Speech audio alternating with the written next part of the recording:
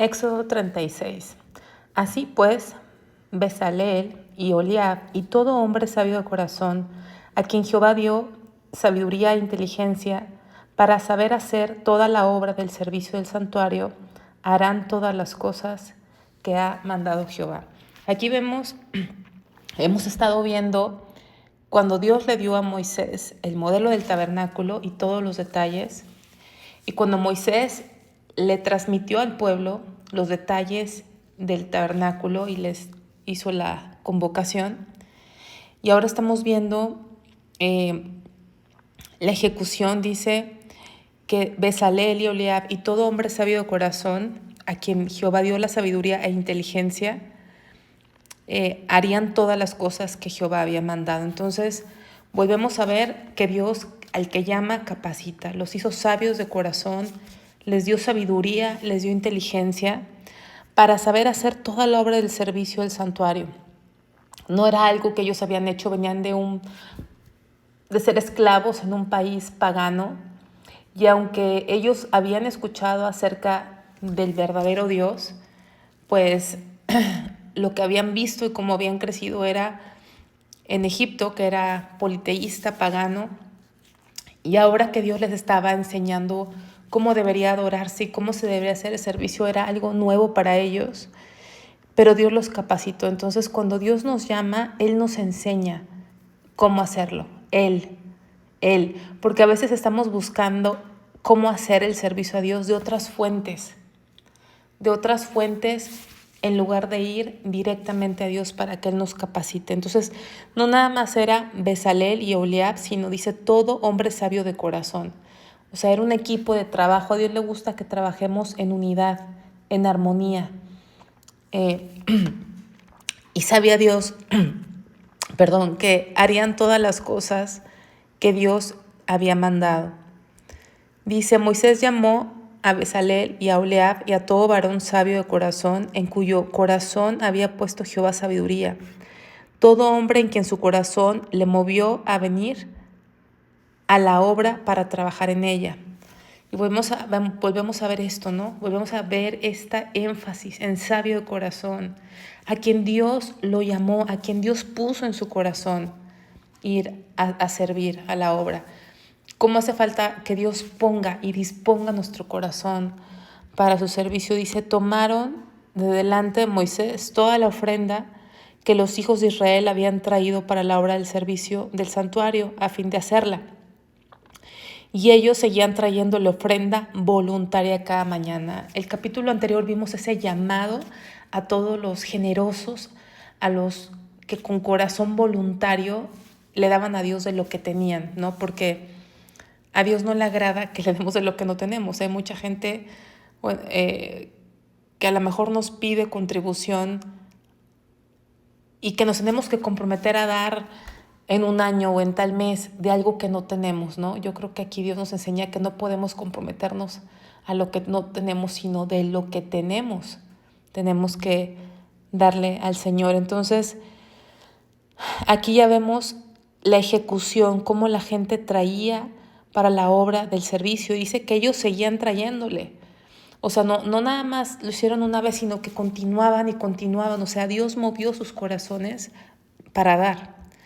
Tanto que vinieron todos los maestros que hacían toda la obra del santuario, cada uno de la obra que hacía, y hablaron a Moisés diciendo, el pueblo trae mucho más de lo que se necesita para la obra que Jehová ha mandado que se haga.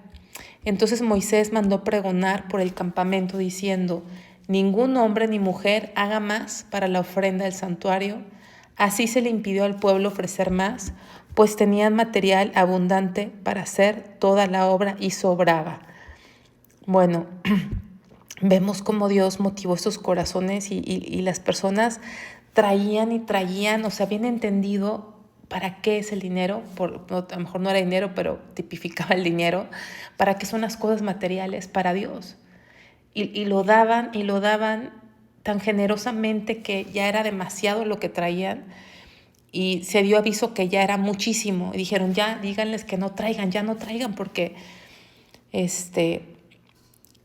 ya es mucho, ¿no? Y también esa honestidad, ¿no? de los líderes de Moisés de no malversar o mal usar esos fondos, ¿no? Porque pudo haber sido llevaban cosas preciosas, oro, plata y cosas preciosas, poder engañar y quedárselos, pero no ya vimos que la gente que estaba al frente era gente que Dios había motivado, que había puesto sabiduría para hacer esta obra, y entonces hubo esa integridad, ¿no? Esa generosidad del pueblo y esa integridad del liderazgo. Dice, todos los sabios de corazón, de entre los que hacían la obra, hicieron el tabernáculo de 10 cortinas de lino torcido, azul, púrpura y carmesí. Las hicieron con querubines de obra primorosa. La longitud de una cortina era de 28 codos y la anchura de 4 codos. Todas las cortinas eran de igual medida. Vemos que a lo mejor pudo resumir Dios a través de Moisés estos capítulos y decir, bueno, este capítulo pudo ser, se hizo toda la obra con todas las especificaciones que Dios le había dicho a Moisés y ya hubiéramos acabado el capítulo. Pero vemos que otra vez repite con detalle los materiales, las medidas. ¿Por qué? Porque nos está enseñando la obediencia de Dios, es exacta, es precisa, es completa. Se siguieron cada detalle, cada medida, cada material, conforme a lo que Dios había enseñado, y por eso lo vemos aquí repetido, porque es un énfasis a esa obediencia completa que Dios quiere. Y aquí estamos viendo las cortinas del tabernáculo. Ya hemos visto que eran hechas de lino torcido, azul, púrpura y carmesí. Hemos aprendido que el lino torcido representa la justicia de Cristo. El azul del cielo, Cristo vino del cielo. Púrpura, Cristo como rey. Carmesí, su sangre derramada, su sacrificio. Los querubines nos recuerdan que en el trono de Dios Él tiene querubines, está rodeado con querubines en su trono, en su santo trono. Entonces, todo tiene un significado, hasta los números tienen un significado, todo eso nos habla de Cristo. Y dice, 5 de las cortinas, que 5 es número de gracia, unió entre sí y asimismo las otras 5 cortinas entre sí. E hizo lazadas de azul en la orilla de la cortina que estaba al extremo de la primera serie, e hizo lo mismo en la orilla de la cortina final de la segunda serie.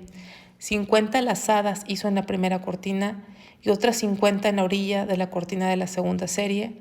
Las lazadas de la una correspondían a las de la otra. Hizo también 50 corchetes de oro, con los cuales enlazó las cortinas una con otra, y así quedó formado el tabernáculo, ¿no? Fue uniendo esas cortinas. Esas cortinas se unían para formar el tabernáculo, que era desde la entrada del lugar santo hasta el lugar santísimo, ¿no? Entonces, Cristo es ese único camino hacia la presencia de Dios. Cristo es el único camino hacia Dios. Es lo que representan esas cortinas. Dice, hizo asimismo cortinas de pelo de cabra para una tienda sobre el tabernáculo. 11 cortinas hizo. La longitud de una cortina era de 30 codos y la anchura de 4 codos. Las 11 cortinas tenían una misma medida. Y unió 5 de las cortinas aparte y las otras 6 cortinas aparte. Hizo además 50 lazadas en la orilla de la cortina que estaba al extremo de la primera serie, y las otras 50 lazadas en la orilla de la cortina final de la segunda serie. Hizo también 50 corchetes de bronce para enlazar la tienda, de modo que fuese una, e hizo para la tienda una cubierta de pieles de carneros teñidas de rojo y otra cubierta de pieles de tejones encima. Estas cubiertas que vimos, que son 4 cubiertas, en algún capítulo anterior ya vimos qué significa cada cubierta. Dice, además hizo para el tabernáculo las tablas de madera de acacia derechas. Casi todo el tabernáculo, al menos toda la estructura del tabernáculo fue hecha de madera de acacia derechas. La madera de acacia es un árbol que crece torcido, pero es muy resistente, resiste a todas las inclemencias del desierto y es un árbol que no se corrompe ni deteriora fácilmente, que nos habla de Cristo, que es incorruptible. Y esa madera nos habla de su sacrificio. Pero el hecho que sea un árbol que está en el desierto y que crece torcido, también nos habla de la obra de Cristo en nosotros, cómo Él nos endereza. Nosotros éramos como esos árboles de acacia, ¿no? Que les repito que son árboles que están en el desierto, que nacen torcidos y que aparte son como, no son grandes, son árboles pequeños, o sea, no son árboles así hermosos, muy majestuosos, ¿no? Son árboles no tan impresionantes, son muy modestos, se ve muy modesto este árbol que nos habla de la humildad de Cristo, ¿no? De la mansedumbre de Cristo, pero también nos habla de su obra en nosotros, ¿no? De Cristo, pues obviamente su sacrificio, de que Él se humilló a sí mismo. También es un árbol espinoso, ¿no? Nos hace recordar las espinas que fueron puestas sobre su cabeza, la resistencia que tiene a climas extremos, pues nos habla de Cristo, ¿no? Y su madera es incorruptible, todo eso nos habla de Cristo, pero también nos habla de la obra de Cristo en nosotros, porque aunque nosotros estábamos en un desierto, nuestra vida espiritual está en un desierto y nacimos torcidos, el Señor hace una obra perfecta, hace una obra maravillosa y nos endereza, como aquí dice. Además hizo para el tabernáculo las tablas de madera de acacia derechas, nos endereza, nos forma y nos hace parte de Él, ¿no? Nos hace parte. Ahora aprendemos que el Señor no habita en templo hecho de manos de hombre, pero habita en los creyentes. Ahora viene a habitar Él dentro de nosotros. Entonces estas estructuras, y también Pedro, ¿no? Nos dice que los creyentes son piedras vivas, ¿no? Esa casa espiritual somos nosotros. Entonces vemos la obra de Dios que ahora nos hace parte de Él. Venimos a ser parte de Él y Él nos endereza. Él es el único que puede enderezar lo torcido, como dice Eclesiastés 7:13. Dice, la longitud de cada tabla era de 10 codos y de codo y medio la anchura. Cada tabla tenía 2 espigas. Todo tiene un significado, pero es un estudio muy, muy extenso para unirlas una con otra. Así hizo todas las tablas del tabernáculo. Hizo pues las tablas para el tabernáculo, 20 tablas al lado del sur, al mediodía. Hizo también 40 basas de plata debajo, o sea, las basas eran como la base de las columnas, es lo que es basas. Hizo también 40 basas de plata debajo de las 20 tablas, 2 basas debajo de una tabla para sus 2 espigas y 2 basas debajo de otra tabla para sus 2 espigas. Para el otro lado del tabernáculo, al lado norte, hizo otras 20 tablas, con sus 40 basas de plata, 2 basas debajo de una tabla y 2 basas debajo de otra tabla. Para el lado occidental del tabernáculo hizo 6 tablas. Para las esquinas del tabernáculo, en los 2 lados hizo 2 tablas, las cuales se unían desde abajo y por arriba se ajustaban con un gozne, o sea, como con un herramental. Así hizo a una y a la otra en las 2 esquinas. Eran pues 8 tablas y sus basas de plata 16, 2 basas debajo de cada tabla. Esas basas, recordemos que las basas eran la base del tabernáculo y estaban sobre las basas de plata, o más bien son las bases sobre las que descansaban las tablas de acacia. Las basas de plata eran las bases sobre las que descansaban las tablas de acacia. Y si recordamos qué significa plata, es redención, y como referencia pueden consultar otra vez Éxodo 30 del 11 al 16, porque el rescate se pagaba en plata, ¿no? Y eso nos recuerda también a Cristo, obviamente. Habla de redención. ¿Y, ¿Y qué tiene que ver esto? Bueno, nos enseña que cada tabla estaba firmada sobre una base de plata y eso nos enseña que nuestra estabilidad, porque la base es lo que nos da estabilidad, nuestra estabilidad espiritual no depende de nuestra fuerza, no depende de nuestras obras, sino depende de la redención de Cristo. Plata, recuerden que es símbolo de redención. Entonces, toda la estructura del tabernáculo se sostenía en basas de plata, o sea, todo estaba sostenido en la redención. De tal manera que nosotros nos sostenemos en la obra de Cristo. En la obra redentora de Cristo es en lo que nos podemos sostener. Cuando estemos delante de Dios en su presencia, no nos vamos a parar en nuestras propias fuerzas, sino estamos sostenidas como en esa base de plata que estaba sostenida el tabernáculo. O sea, estamos sostenidos en la redención, en la obra de Cristo.